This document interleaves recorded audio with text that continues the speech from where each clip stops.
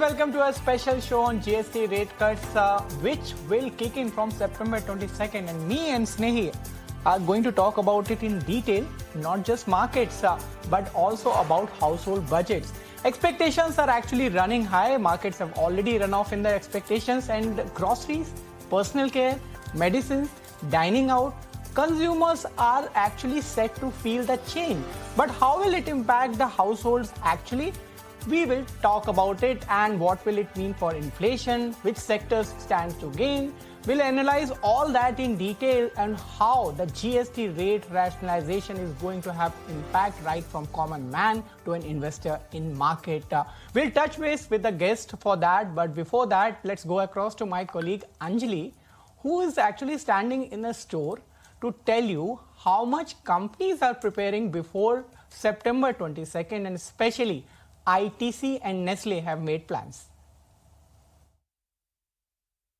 With the GST rates coming into effect from the 22nd of September, FMCG companies have gone ahead and decided to take some measures to reduce prices and increase grammages for their products. We've gathered from exclusive sources that Nestle and ITC are going to be passing on these benefits to their customers in the form of price cuts. Speaking specifically about Nestle, what sources tell us is that they will be taking in some price cuts for the larger packs and increasing the grammages for the smaller packs. Now, Maggi, coffee, chocolate, milk, all of these products are going to get cheaper.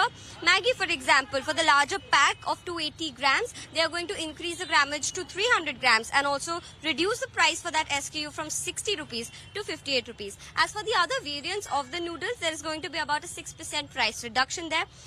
Talking about coffee, Nescafe, for all packs larger than 45 grams, they are going to be taking in some price reductions, around 11% roughly, and the grammage increases will be taken in for the SKUs that are less than 45 grams. The ready-to-drink beverages will also see a 5 rupee price reduction on the Tetra packs, and the ultra-high temperature milk, all the Tetra pack milk, the 1 liter, will see a 3 rupee price reduction. Other than this, we are also gathering from sources at ITC that they are in the process of formulating a final price list, given the huge number of SKUs. That is taking some time, but in the meanwhile, they have communicated to distributors and retailers about the discount schemes that they will be running for the existing stock. Now, this is being done to ensure that post 22nd September, there is parity in the prices of the older stock and the newer stock with new prices that will be sent to them. All right, so FMCG companies are geared up for 22nd September, but more importantly, Snehi, I want to understand, this is one common question which has been asked several times. If there is a family of 4, how will the rate changes actually impact the monthly budget? Is there some analysis? Yes, there is in fact a lot of analysis, a lot of number crunching that we've done, and we'll bring you the analysis as well. But in a nutshell, if you take a look at a family of 4 and if you compare across income groups, first up, let's understand what the math behind this is. Now, we've taken an estimate from Kotak that says that across the basket of groceries, roughly on an average 4% GST saving is what we are going to see. So that could help the family's budget. For movie tickets, for tickets above 100 rupees, there's no change. Of course, F&B is different. But if you take a look at movie tickets, no change on that front. For dining out, now GST on restaurants has gone from 12% to 5%, which means 7% is your average aggregate saving on dining out. Medicines too, from 12 to 5%, so 7% on your total medicine bill on a monthly basis is something that you can look to save as well. For personal care, we've once again taken a Kotak estimate and it says that 10% across the basket of products where GST cut has happened, on an average it's going to be a 10% cut. So that's a further reduction in your monthly household bill.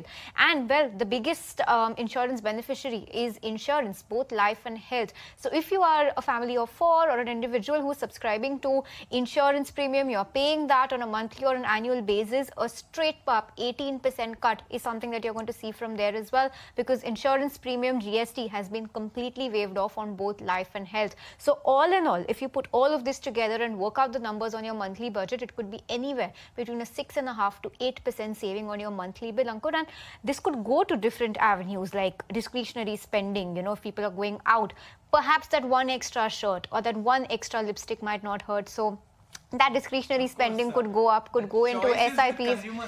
Exactly. So the consumer is king at the end of the day, and the choice actually lies with the consumer if they want to spend it, save it, put it in an FD or invest it. So lots of avenues where this money could go, and 6.5 to 8% could be the monthly saving. 6 to 8% saving, but where will this saving go? That is an important question, and to answer all those questions, we have with us a stellar panel. Harsh Rungta, founder, Fee Only Investment Advisors.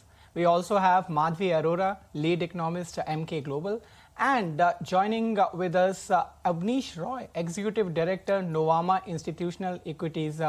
Madhavi, I want to come to you first. How much of the impact of this cut or rationalization will have on economy per se, because that is the pertinent question which all the stakeholders are asking? So we have to see it from 2 points, right? One would be the balance sheet impact on the government of India and the balance sheet impact on the household.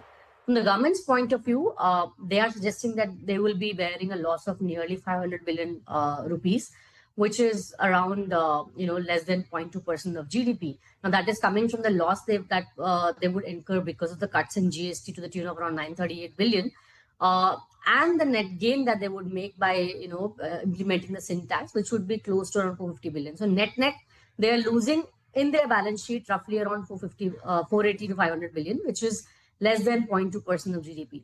On the other hand, from the household perspective point of view, whatever is the loss of the exchequer should be the gain to the other economic agents, whether it's household or the other private economic agents. But here, obviously, the impact is directly to the household. Apart from this, we also would be seeing dissolution of the compensation cess, which was roughly around 1,500 to 600 billion rupees. Again, close to around 0.4% of GDP. So if you include that and the net loss to the the exchequer, the balance sheet gain to the household could be as high as 0.6% of GDP. And if I look at the fiscal multipliers, general of indirect tax cut is close to around 1.2x. So the net gain to the economy, assuming that the government actually incurs this loss on its book and does not cut its fiscal loss by reducing its expenditure, just from the balance sheet point of the government of India, could be around 0.3 to 0.4% of GDP over the medium term. But in the near term, I think the household could see almost 0.6% of GDP worth of benefit in their balance sheet over an annualized basis. Okay, so that's the take coming in on what this could mean at a macro level. But Avnish, good to be chatting with you once again.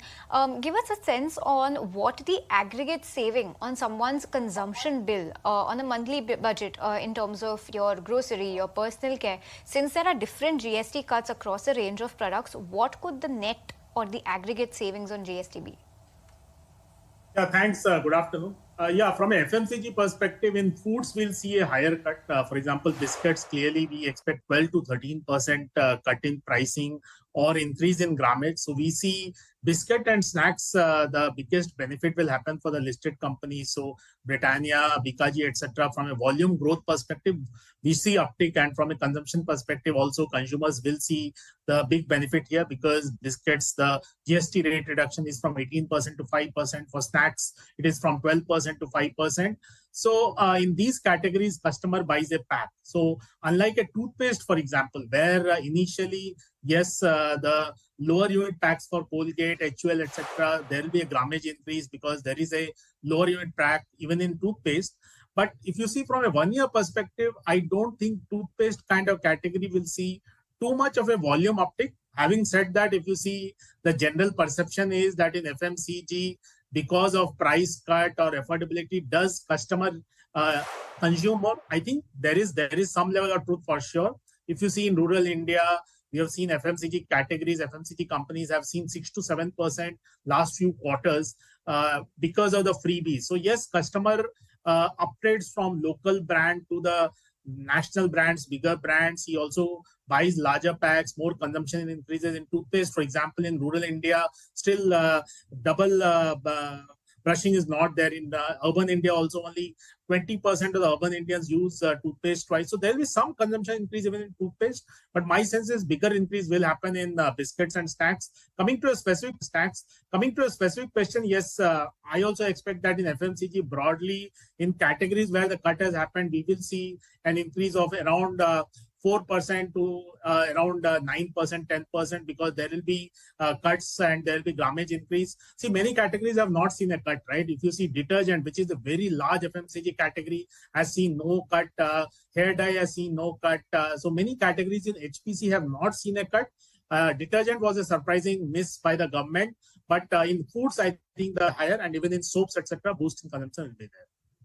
All right, point taken. So from groceries to medical care, the impact of GST is going to be everywhere, I believe. And for that, Harsh, I want to understand from you the pertinent question: where will these savings go? If somebody is saving 6 to 8% a month, do you think SIP number is going to be bigger, or you think even bank will get some of the share of the savings?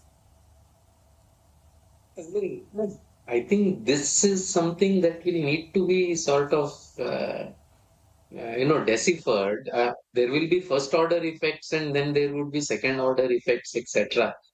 The first order effect of something getting cheaper, classical economists suggest that, okay, the demand for that goes up. Now, some of these items, I mean, there is only so much toothpaste that you can sort of use. And, therefore, I don't know. I don't want to pick a specific category. So one is that for certain items, things like consumer durables, etc., where the GST has come down dramatically, the demand may actually go up. People might actually spend more on them. They may actually move to that category from, say, an air cooler earlier to an air conditioner. It's very much possible. Secondly, whether they will save or spend also depends on what is, a 3-4 big jargon, the marginal propensity to consume. When you have additional money in your hand, what will people do? So typically, the lower middle class and the middle class will tend to spend more with that money. The slightly upper middle class and richer people will tend to save more. So I think it's very difficult to know today what would happen. But if I was, to take a bet, I would say that the expenditure would go up because we are typically a very, very lower middle class and middle class economy. And I think that is good for the economy because what the government has given up in terms of the rate cuts on GST, probably it will make up on volumes, at least some part of it, it is hopefully will make up on volumes, and that's also good for the economy. So it's not necessary that this will go into savings or into investments. All right, point well taken, Mr. Rungta. But with this, it's time to take a very quick break. I would request all of you to stay with us because we'll come back very shortly after the break.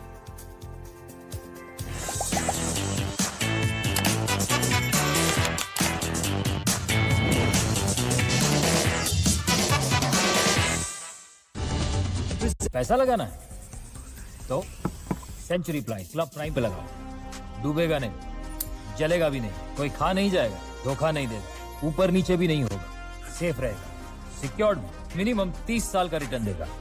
अब इससे better investment है तो बताओ। Century club prime, रहो बेफिक्र। She provides you with overall outlook of market coverage. With her keen eye for detail and an expertise at insightful interviews, she brings clarity to the stock market and beyond. Ankita Saxena, only on ET Now.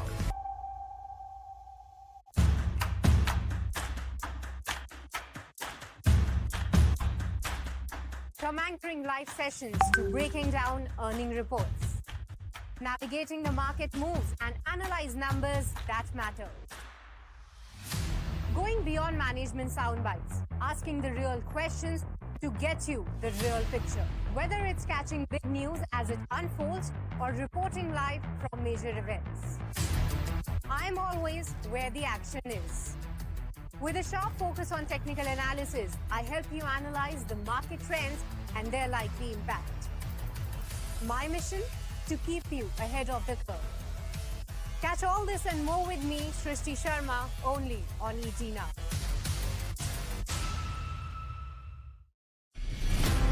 From bullion to barrels, steel to sugar, every commodity tells a story. They move economies. Behind every price swing is a signal that matters to you. Gold, agri, oil, metals, every tick has a trigger.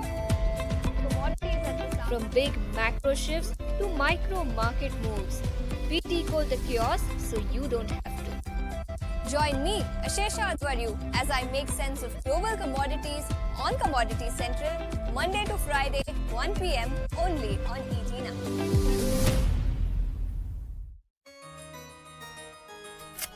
From tracking India's consumption sector to decoding the biggest market trends, I connect the dots between data, decision, and disruption. From FMCG shelves to real estate skylines, from travel trends to consumer buzz, decoding what drives India's consumption engine. From tracking corporates, crunching data, and breaking it all down live, real time for you. If you take a look at the Nifty gainers today, markets don't wait, and neither do I. Catch me, Snehi Shah, from Monday to Friday on ET Now.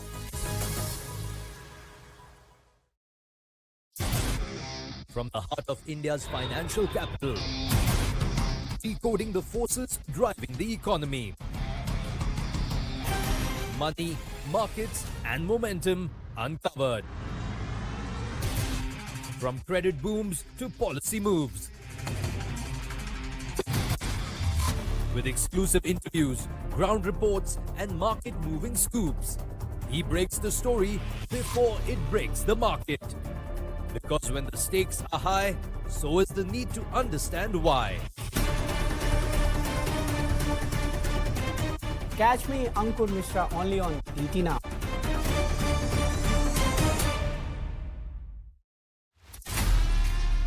"15 years at the front line of India's policy and power.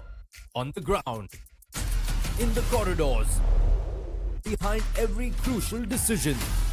He's there where the story begins.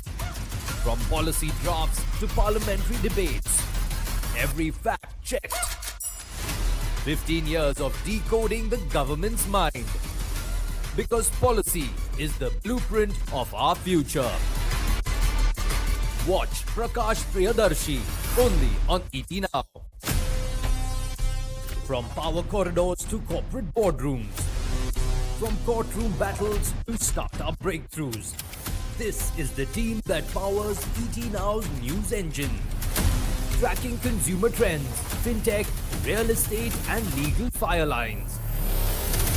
Breaking M&A scoops, decoding finance, energy and policy moves. SEBI board is set to proposal is for the government has made a significant insurance company. G7 summit. Air India has Collaboration with NASA for a major shake-up. This is more than reporting. This is ET Now. important development in the vehicle scrappage sector. So to expand the definition that who all can be included in the vehicle scrappage policy, it suggests that now not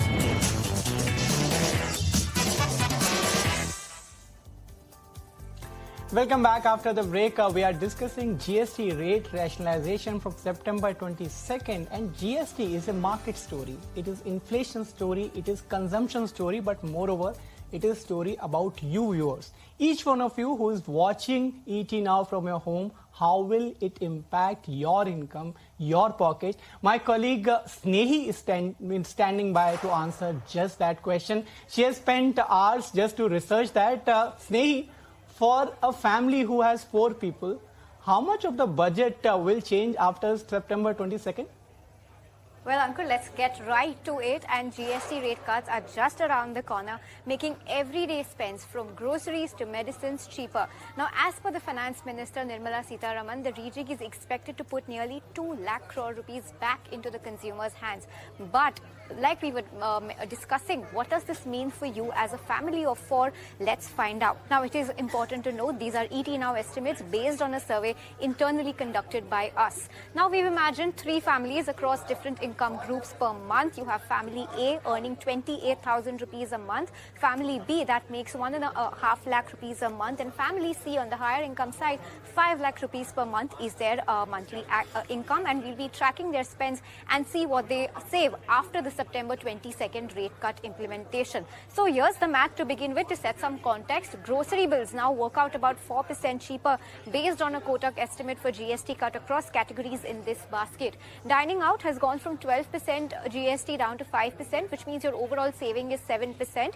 Entertainment such as movie tickets above 100 rupees is unchanged at 18%, so no benefit over there. Medicines have become 7% cheaper from 12% to 5%. For personal care, items such as soaps and shampoos are down by about 10%, once again based on a Kotak estimate across the broad categories that fall into this personal care basket.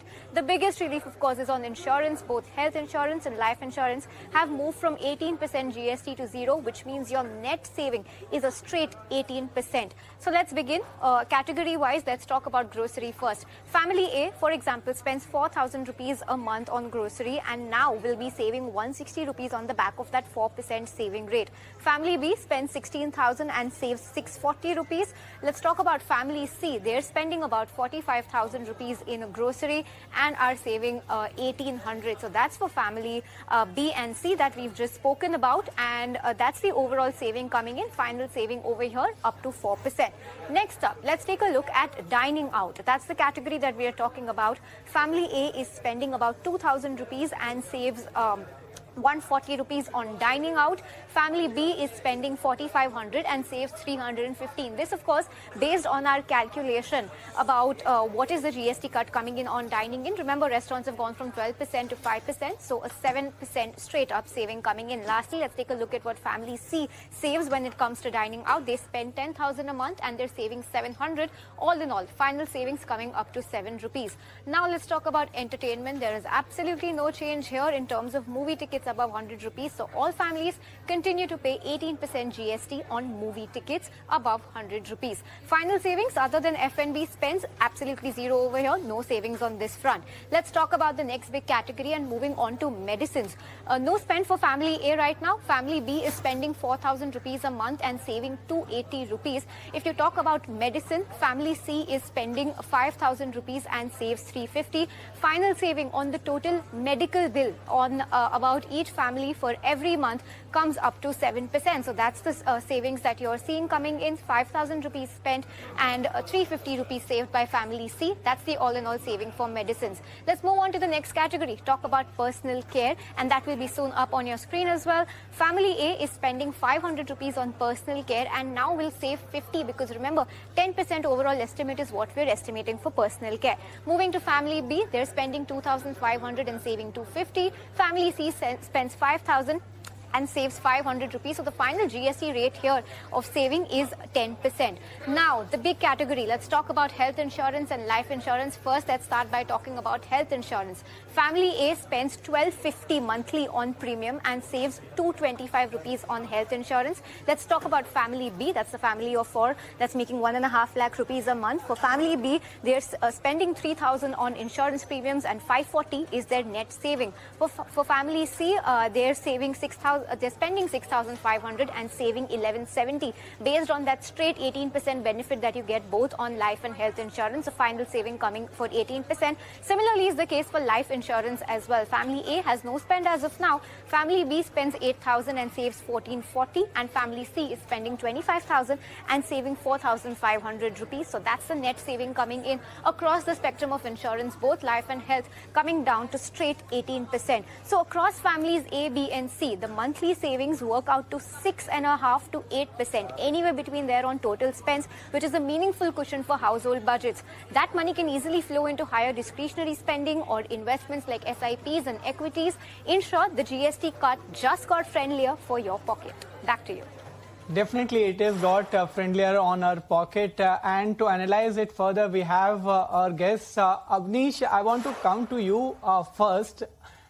It has been said that after these rejigs, there will be impact on the earnings of FMCG basket per se. What is your analysis? How much of this consumption boost will help these companies? Yeah, see, first is, of course, if you see the government's intent is that companies should pass it on to customer fully. So my sense is initially FMCG companies will look to pass it to end customer at a portfolio level fully to the customer. So to that extent, the benefit for FMCG companies will be more in terms of the operating leverage. As I said, in food like biscuits and snacks, it will be a real consumption boost because in these categories, almost 50-60% of the consumption happens at 5 rupee, 10 rupee price point, and customer buys a pack. He doesn't buy X grams of biscuit or X grams of bhujia or namkeen. So in such cases, if the biscuit company is offering 12-13% extra grammage, or the bhujia company is offering 6-7% extra bhujia, that's a real consumption boost. So I would say that yes, there will be, I think, 2-5%, 2-6% kind of a EBITDA boost for many companies because of these reasons, because this is operating leverage kind of benefit. Here we are assuming that companies are fully passing it on to the end customer. But I would say that currently there is two kind of lack of clarity for consumer companies. One is what happens to the inverted duty structure, because some of the raw material is still at 18% kind of a GST rate. The services are at 18% GST rate. So if the end product is at 5% and the service and some of the RM is at 18%, full offset won't be possible. Yes, refund is a mechanism, but please note for service, the refund is not available. So there is this bit of challenge.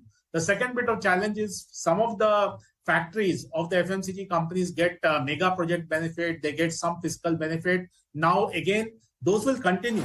But issue is, again, at a SGST rate of 2.5% because the total new rate of GST is 5%. So SGST is where they get a refund. At such a low GST rate, they will not be able to fully use it. So in such cases, state governments will have to extend the tenure. Now, there is no full clarity because these are discussions which are yet to happen. Right, Avnish, point taken. Due to paucity of time, I'm just interrupting in between. So 2-6% EBITDA is what Avnish is expecting. But to you, Madhavi, I want to understand if these things happen, if spends are increasing, if companies are also making money, often it is been noticed that it will be inflationary too. What is your assessment on that front? Of course, GDP impact will be there, but on other hand, RBI has been quite comfortable on inflation till now. So do you think it will have inflationary adjustments as well? So in the first leg, actually, it will be disinflationary, right? Because the rates have come down. So our math suggests that we would see, almost 100 bips impact on CPI on an annualized basis if the pass on to consumer is almost 100%, which may not be the case, even assuming a 60-70% pass through to consumers in terms of GST rate cuts. There could be an annualized gain of roughly around 50-60 bips on CPI inflation. So first leg will be definitely disinflationary in nature, which will essentially do a leg down across the next 1 year or so.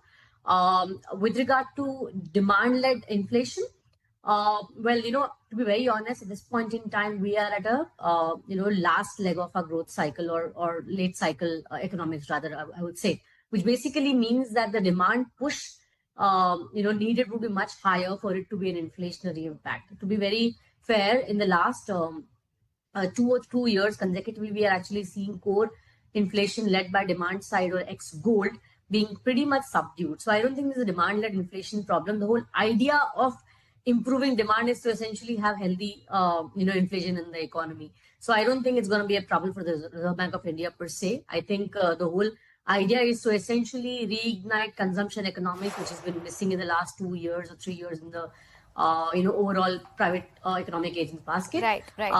So I think to that extent, we're not too worried on the inflation aspect of it. Okay. In fact, for the year as a whole, we think inflation could be pretty much, as low as 2.5%. Okay, so that sounds optimistic. And Mr. Rungta, closing thoughts on this entire GST rate rationalization and this little cushion that consumers will get in their budget. How do you think that should be budgeted towards different expenses? So I think it's been very, very well timed, very well thought through. And I think the immediate impact, and you did this very interesting analysis of the three families, A, B, and C. My own impression is that the first order effect we will see is a jump in both the normal expenditures on FMCG, etc., as well as discretionary items like consumer durables, those that have sort of reduced costs, even those where the GST hasn't come down, because there will be this, substitute sort of an effect that you have now more money available.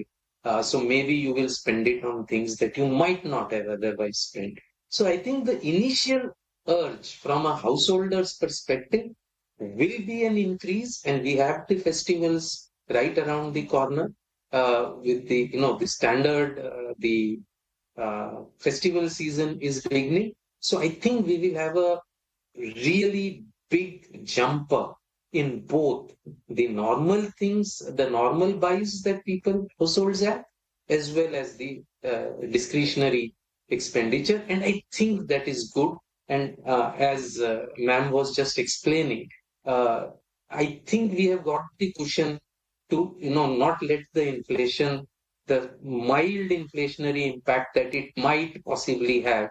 I think the economy has the cushion to absorb it. So I think we have good times ahead. It definitely is very, very good news. Definitely, Mr. Rungta. Thank you so much, Madhavi, Mr. Rungta, as well as Avnish for joining at this hour with your views. With this,